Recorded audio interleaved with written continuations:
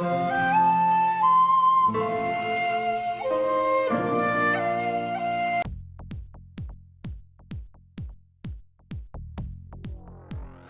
привет, дорогие зрители и подписчики.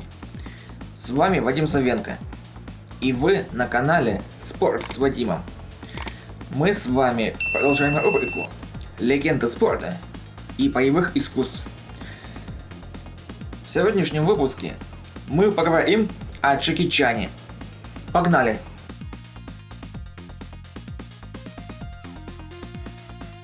Джеки Чан.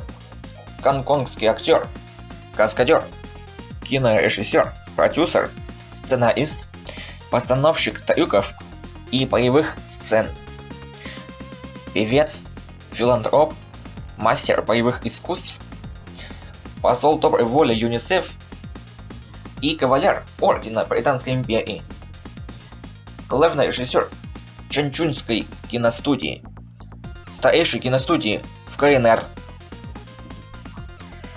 Джеки Чан является одним из самых популярных героев-боевиков в мире. Он известен своим акробатическим боевым стилем, комедийным даром, а также использованием всевозможных подручных средств в боях. Снялся в главных ролях более чем в 100 фильмах и является одним из наиболее знаменитых азиатских актеров в мире. Помимо кино, занимается и певческой карьерой. Он поет песни во многих своих фильмах и выпускает альбомы с 80-х годов. Также Джеки Чан является обладателем почетной премии «Оскар» за вклад в киноискусство.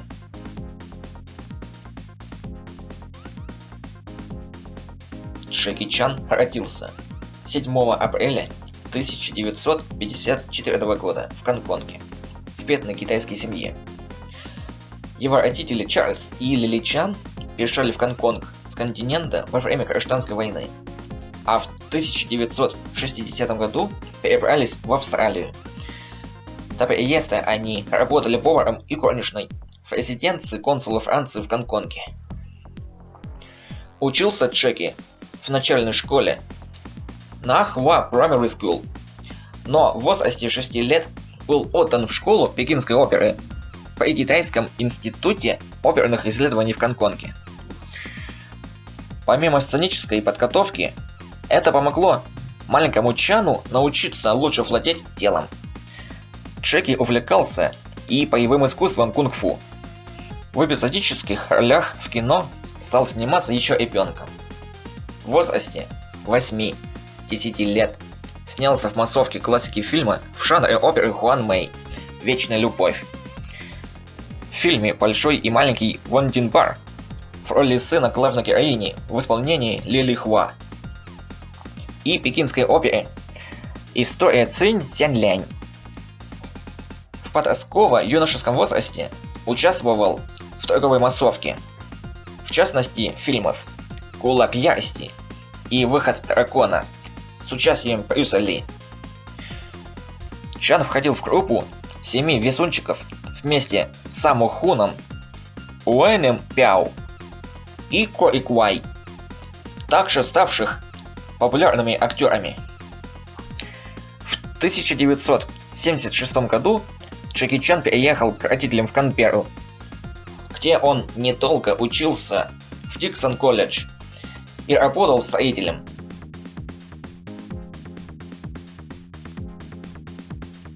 Карьеру в кино Джеки Чан начал как каскадер. Иногда его занимали в эпизодах и небольших ролях. Уверенно владея кунг-фу, акробатикой и обладая хорошей пластикой и навыками сценического мастерства, Чан с середины 70-х годов начинает играть более крупные роли, а затем сам ставит фильмы. Он делает картины развлекательного плана, комедии с демонстрацией боевых искусств и обычных уличных драк, постепенно формируя новый киножанр, в котором может работать только он. Первым прорывным проектом Чана стал фильм «Змея в тени орла».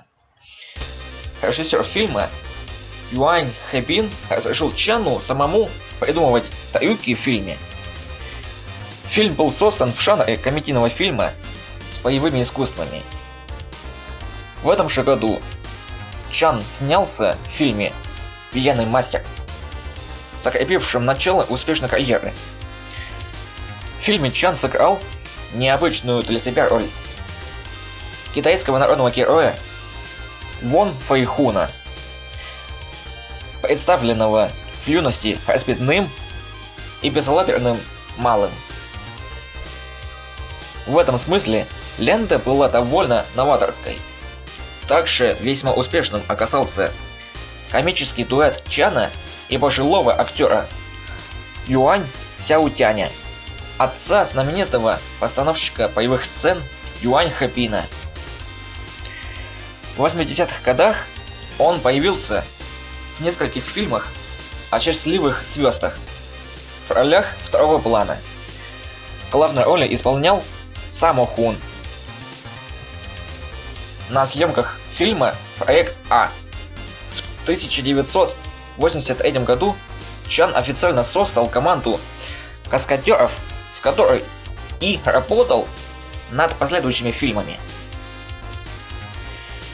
Джеки Чан неоднократно пытался пробиться на американский рынок в начале 80-х годов с проектами «Большая драка», «Гонки пушечное ядро», части 1 и 2 и «Покровитель». В 1995 году телеканал MTV вручил ему награду за общее достижение в кинематографе. Настоящий успех в США пришел к Чану после картины «Разборка в Бронксе» в 1995 году. Он стал таким же гарантированным отбивателем кассы, как Чоу Юнь Фат и Мишель Ео. Признание зрители получили и другие работы: «Первый удар», «Ромобой» и «Мистер Крутой». В середине 90-х он продолжает сотрудничество с голливудскими студиями. И, наконец, в 1998 году делает свой первый полностью американский хит «Час пик», ставший одним из самых кассовых фильмов года. В нем он снялся вместе с набиравшим популярность комиком Крисом Такером. Популярный дуэт принял участие и в двух не менее успешных продолжениях «Час пик 2» и «Час пик 3». Общие сборы всей трилогии составили около $1 миллиарда. Сейчас ходят слухи о возвращении полюбившихся героев в 4-й части франшизы. В то же время Чан начинает экспериментировать со своим амплуа, стараясь выпускать фильмы, не похожие один на другой. Так, в 1999 году он примеряет на себя образ романтичного мечтателя, хоть и прекрасно владеющего кунг-фу, в фильме «Великолепный». В 2000 году достигает большого успеха в паре с другим популярным американским комиком Оуэном Уилсоном в комедийном вестерне «Шанхайский полдень» и делает не очень удачные попытки совместить свой стиль с наложенными спецэффектами в дорогих, но провальных с коммерческой точки зрения фильмах «Смокинг», «Медальон» и «Вокруг света за 80 дней». После череды неудач в Голливуде состоялось триумфальное возвращение Чана в Гонконг с громкими хитами: «Новая полицейская история», «Младенец на 30 миллионов» и «Миф», в каждом из которых Чан представал в новом, неожиданном для его поклонников жанре. В «Новой полицейской истории» он сыграл немолодого полицейского алкоголика, который мстит негодяям за смерть своих друзей. В «Младенце на 30 миллионов» предстал в образе хитрого, но добродушного шулика, вынужденного ухаживать за украденным ребенком. А в «Мифе», снятом в стиле фэнтези, сыграл две роли: легендарного китайского генерала, влюбленного в прекрасную принцессу, и ученого-археолога. Общее между этими героями только прекрасное владение кунг-фу. Успехом пользовался мультсериал «Приключения Джеки Чана», где Джеки после каждой серии отвечал на вопросы поклонников. В 2008 году он впервые встретился на съемочной площадке с другой крупнейшей азиатской кинозвездой Джетом Ли в фильме сказки Роба Мингуфа «Запретное царство». Однако кассовые результаты не удовлетворили создателей, а критики отнеслись к тандему великих мастеров без особого энтузиазма. В последующие годы Джеки Чан продолжает эксперименты, участвуя как в американских, так и китайских фильмах. Особенно большой успех снискал фильм «Карате Пацан», где Чан исполнил роль старого учителя, героя Джейдена Смита. В сентябре 2011 года был выпущен сотый фильм Чана «По тени последней империи». В июле 2012 года на фестивале Сан-Диего Комик-Кон International Джеки Чан выразил свою заинтересованность в участии в боевике «Неудержимые 3». Чан известен и как успешный поп-исполнитель. С 1984 года он выпустил более 100 песен на 20 альбомах. Он поет на кантонском и мандаринском диалектах китайского, на японском и английском языках. Он также часто поет заглавные песни для своих фильмов. Но при выпуске в прокат фильмов в Европе и США эти песни, как правило, заменяются. Джеки Чан широко известен своей благотворительной деятельностью и участвует во множестве различных проектов.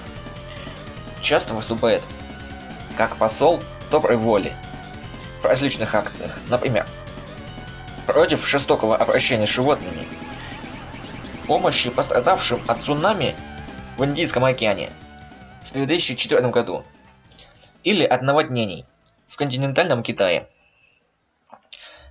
В июне 2006 года он объявил, что завещает на благотворительной цели половину своего состояния. В 2003 году выступил за то, чтобы выставка United Party Bears, участники которой выступают за мир во всем мире, приехала в 2004 году в Гонконг. Во время открытия выставки Чан передал ЮНИСЕФ и 2 другим детским организациям чек на общую сумму в 4 миллиона 140 тысяч гонконгских долларов. У Чана есть звезды на Авеню звезд в Гонконге и на Аллее звезд в Голливуде, а также на Старом Арбате в Москве. О Джеки Чане написано немало книг.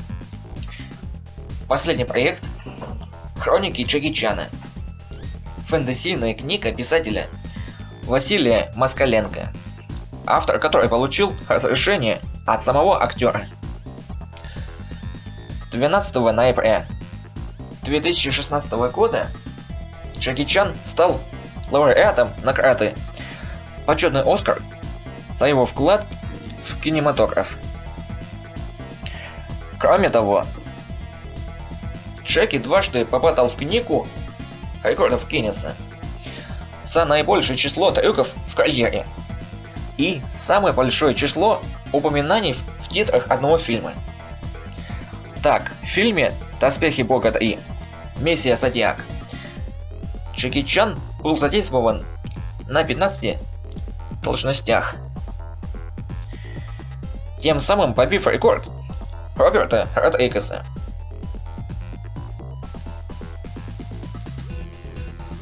У меня на этом все. Если вам понравилось это видео, подписывайтесь на мой канал и группу ВКонтакте. Ставьте лайки, пишите в комментариях и нажимайте на колокольчик, чтобы не пропустить следующее видео. Также данное видео вы можете смотреть и в моем инстаграме. С вами был канал Спорт с Вадимом. Всем пока!